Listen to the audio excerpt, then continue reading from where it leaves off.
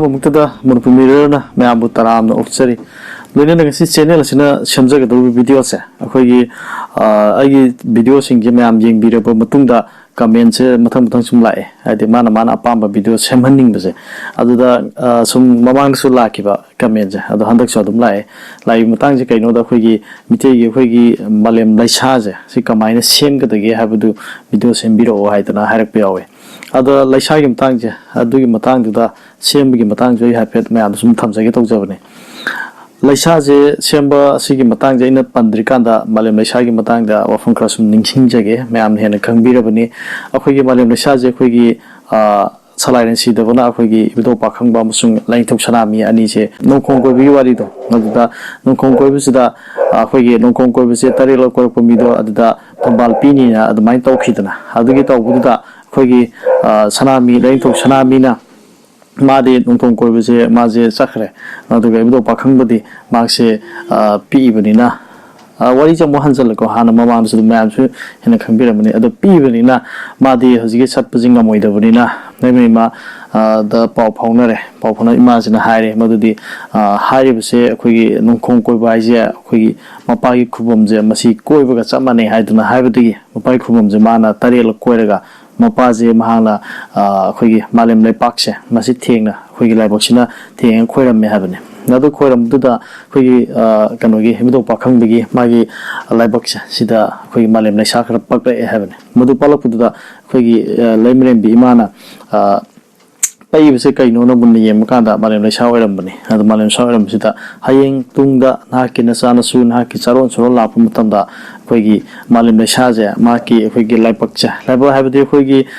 मियोबना ख्वाइदगी मरुओइब मफम अमु ओइरिबा अखोगी लाई ना लैबा अदुगुम मफमनि हाइदनसु हाइनरिबा अखोगी मियोबा हक्सांगसिदा अदुगुम्बा लाइबक्सिने सुम सिगी मतान सुम हाइजरबदा अखोगी पोरमा अखोइना खोंग सोकप खोपदा अखोई लाइबक कले अदु लाइरिकता खोंग सोबदा लाइबक कले अहन लमनदा खोंग सोबदा लाइबक कले हाइबदि अखोगी लाइबक्से ख्वाइदगी मरुओइब मफमने मियोबा अमगी ख्वाइदगी मरुओइब मफमजे मसिदा अइना सोइख्रे लांख्रे हाइरगा लाइबक कलिने अदुदा साउंगे तोरम मीजे तेथरिने फरिनेबा अदुना ख्वाइदगी मरुओइब मफमने मसिगी लाइबक्से मसिदा हयेंग तुंगी चारोन सुरोना नाकी नचानसु चारोन सुरोन सिंगजिना अखोगी मालेम लैसाजे लौरगा लाइबक्ता कटपो ओइरसनु हाइदना अदुमाइना हाइखि अदो हाइरिबसे अखोगी मदु ngakta natana अखोगी मालेम लैपाकसे मसिगी मतांग हाइजरबदा अखोगी मालेम लैपाकसिदा अखोगी अहलमनसु दुम हाइबिरिदुनी मालेम लैपाकसिदा ताखिबा मरु पांबियंगी मरु हयेंगी मरु ओबे सी हौदबा लैते हाइदना हाइनरिबदुनी हंसिदा अदुगा लोइना अखोइना मालेम लैपाकसिदा अखोइना खोंगना नेसलिबनी चसलिबनी अदुदा नत्र अखोइ लैपाकसि तौखाइदना खोखाइदना हाइदि ओटपया ओटिबनेबा लैपाकसिदा अदुना अखोइना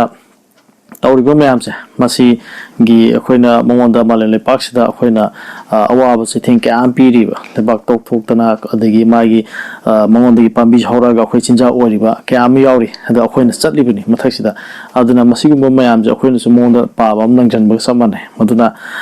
हाइरिबसिंजे अखोइगी लाइपाकसि ख्वाइदि मरुइबा मफमजिदा अखोइगी मालेम लैसाजे थिनबनी हाइदना दुम हाइ अदुना हजिगी लैसागी मतांगजे मालेम लैसागी मतांगजे अइना अखंग अहि अहलमन खर सुम हंगजबनी मसी कमाइना सागदगे मयाम अइगी सब्सक्राइबर अइगी व्यूअर्स सिंगसु दुम हंगबिरप यावे अदुना कमाइ तौबनो नाइना हाइपे हंगबने अदो मालेम लैसाजे ख्वाइदगी मरुइना अहलमन सिंग हाइबिबजे अखोइगी खोंगना कइना नेनदबा मफम हाइबो तारे यामना मफम असेंगबा अमु ओइगदबा अदुगा हाइरिबा लैपाकसे अखोइगी लैपाकसे खरा लुना तौथरगा मदुदा लैतान हाइदना अखोइगी अमुबा मुसिनमुबा अम फंगबने मदुगी लैतानजे मसीना तौबियोना हाइ अदु कनागुम खरा अमना अखोइगी मालेम लैसाजे फजनबाना अखोइ मसु संगना अखोइगी अमुबा मोलोंगी टाइपम तौरगा अदुमाइ तौरगा सेमनबसु यावे फजनबा मीगी वाखलने अदुबुदी अदुबु थाइसेंना असेंगबा हाइबि तारगदी अखोइना खोंगना कइना सोक्तबा अदुगा अमोट अकाइ लंथोक्तबा मफम लैपाकनिको लैपाकसिगी मफमजि लंथोक्तबा अदुगुम मफम अमदगी हेक्ता खरा लुन तौथरगा मदुदा अखोइगी लैतान फंगनी मदुगी पोतो अदुना दुम ओबि यायना दुम अहलमन सिंगना हारिबा वाजि इसम चमना मयामना दुम यागदबा मोंगदा मयामदु थमजबने अदुमाइना हाइ अहलमन सिंगना अदुना हजिकी हारिबसे अखोइगी लैसा नंबा पालैना सा नंबा हारिबसे मसी अखोइना फजनबा अमुबा मसु संगबा खोपा सिजु मिमीगी अपामबनी अदुमक नत्रगसु हारिबसे हजिकी इसेंग सेंगना हारबदा हजिकी लेबा असेंगबा लेबाक खर लू तौथरगा फंगबा लैतान अमुबा मसिन मुबसे मसिन सिजिनाबियु हाइदना अहल लमनसिंग हाइपिरकपसे मसे दुम मयामना दुम इवा वादबिदा अदुमाइन ओइना तौबनो फगनी हाइना खंजै हाइदना मयाम थमजगे अदुगा लैसाजे अयु होगलकपदा अखोइना कनागुम खर अहल लमनसिंगसु हाइबि लैसाजे नमद्रगसु अयु हे होगलकपदा मालेम लैमाइसिदा अखोइना खोंगना सोक्त्रिकांसिदा अखोइ खुनिंग थौजे खुनिंग थौसिना अखोइगी लेबो कलगा सुमाइना नमगिबसे मसिना अदुम यारबनि हाइदना नुमितुगी यारबनि हाइदनासु अहलमन खरना हाइबि अदुगा अखोइगी